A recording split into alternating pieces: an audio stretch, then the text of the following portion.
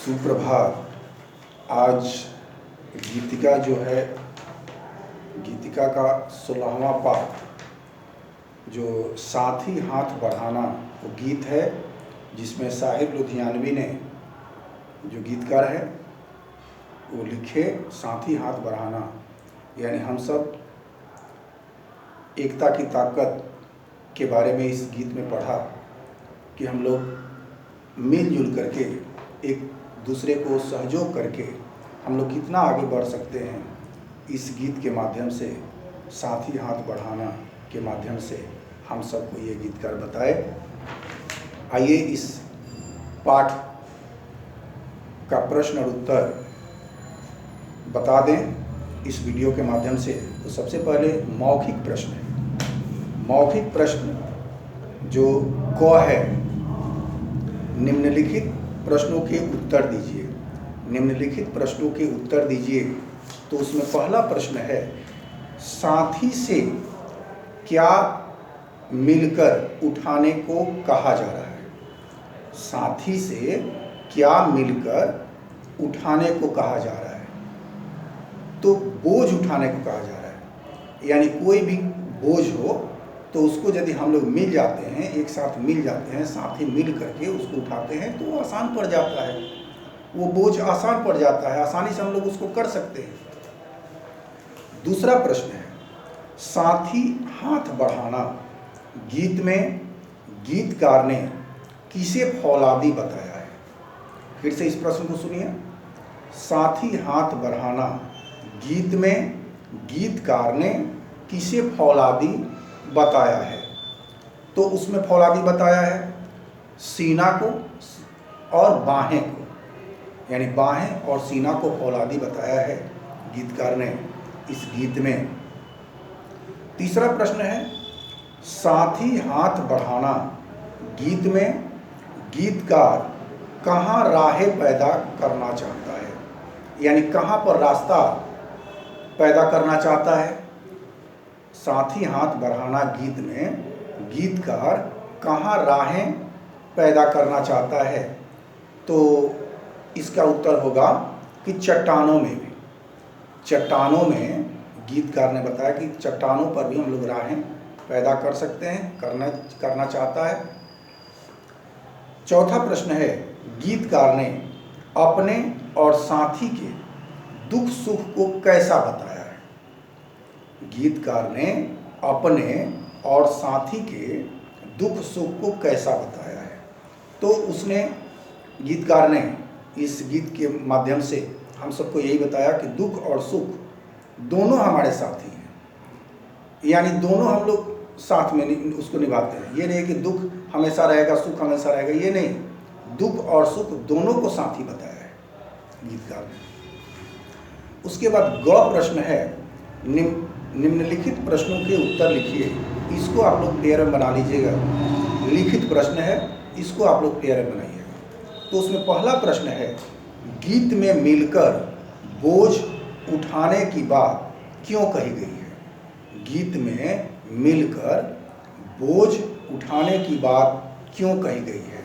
क्योंकि हम लोग गीत में पढ़े कि मिल करके कोई भी भारी बोझ हो, कठिन काम हो, तो यदि उसको मिल करके हम लोग करते हैं तो वो आसानी से वो काम, आसानी से वो बोझ उठा सकते हैं। यदि अकेले कोई उठाता है तो बोझ नहीं उठा पाता है, उसको ज़्यादा कठिन दिखाई देता है, उसको कठिन महसूस होता है कि ये कैसे उठा पाए, वो घबरा जाता है।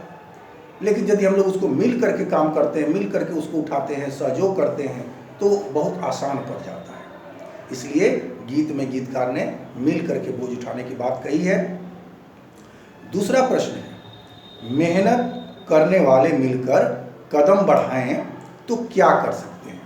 यानी मेहनत करने वाले मिल करके कदम बढ़ाएं, यानी आगे बढ़ें, तो वो क्या कर सकते हैं?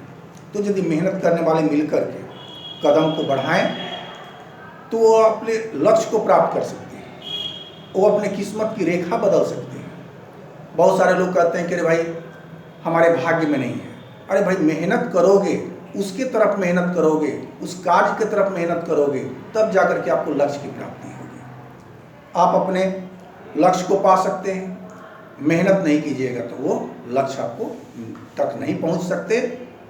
इसलिए मेहनत करने वाले यदि आगे कदम बढ़ाएं, मिल करके कदम बढ़ाएं, तो वो अपने लक्ष्य को प्राप्त कर सकते हैं। तीसरा प्रश्न है, फौलादी सीना और बाहें क्या कर सकती हैं? तो फौलादी सीना और बाहें जो है वो चट्टानों में भी रास्ता बना सकता है। चट्टानों को भी काट काट करके, मेहनत करके उस पर रास्ता, अपना मार्ग बना सकता है। चौथा प्रश्न है,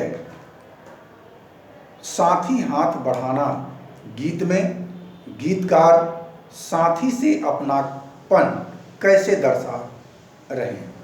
यानी साथी हाथ बढ़ाना जो गीत है उसमें गीतकार साथी से अपनापन कैसे दर्शा रहे हैं कि वो साथी जो है कैसे मिल करके काम कर रहा है। तो उसमें ये भी है कि गीतकार साथी से अपनापन इस प्रकार दर्शा रहा है कि जैसे एक एक बूंद मिल करके दरिया का निर्माण हो जाता है, एक एक कण मिल करके किनारा बन जाता है, एक एक राय बन करके पर्वत बन जाते हैं। तो इस तरीक़ा से साथी के बारे में दर्शा रहे हैं। पांचवा प्रश्न है, एक से एक मिलने से कतरा, जर्रा, राई और इंसान क्या कर सकते हैं?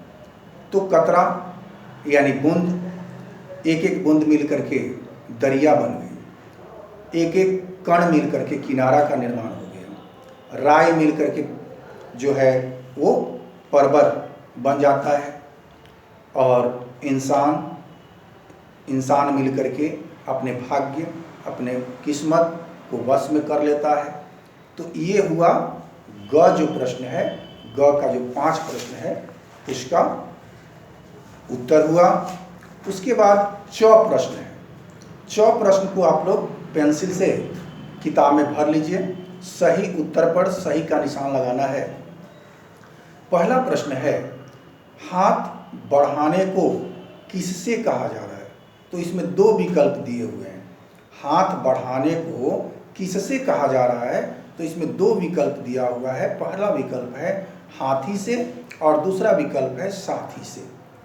तो इसमें दूसरा विकल्प होगा, साथी से हाथ बढ़ाने को कहा जा रहा है। तो साथी जो है विकल्प है उसमें सही का निशान लगाइए। दूसरा प्रश्न है, जब मेहनत वाले मिलकर के कदम बढ़ाते हैं तो पर्वत क्या झुकाता है? तो पर्वत अपना शीश झुका देता है। तो पहला विकल्प जो है वो शीश, वो सही हुआ। शीश के सामने आप सही का निशान लगाइए पेंसिल से। तीसरा प्रश्न है, कवि ने किसे अपने लेख की रेखा बताया है? कवि ने किसे अपने लेख की रेखा बताया है? तो इसमें भी 2 ऑप्शन, पहला दुख और दूसरा मेहनत। तो कवि ने किसी अपने लेख की रेखा बताया है तो मेहनत को, यानी दूसरा विकल्प जो है मेहनत, उसमें आप लोग सही का निशान लगाइए। चौथा प्रश्न है, एक से एक मिलकर इंसान क्या बस में कर सकता है?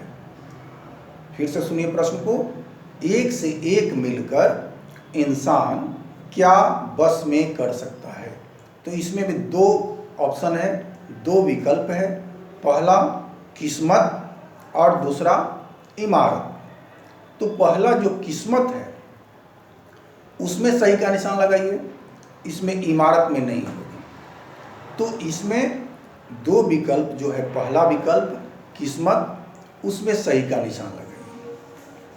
उसके बाद अंग जो है वो दिए गए गीतांश का भावार्थ लिखिए। इसको अपने शब्दों में लिखना है। बच्चे जो हैं अपने शब्द में उसको भाव को लिखना है। पेंसिल से आप लोग इसमें लिख दीजिए। उसके बाद च है, सही शब्दों द्वारा रिक्त स्थान भरिए। तो इसको गीत के माध्यम से आप लोग इसको गीत, जैसे मेहनत अपने लेख की रेखा, उसके बाद क्या होगा, उस गीत के बाद कौन सा पंक्ति, तो आप लोग उसको गीत याद रखिएगा। याद करके और इसको भरिएगा, ताकि आप लोग इसको सही से परीक्षा में हो और फेयर की कॉपी में आप लोग इसको बना लीजिएगा।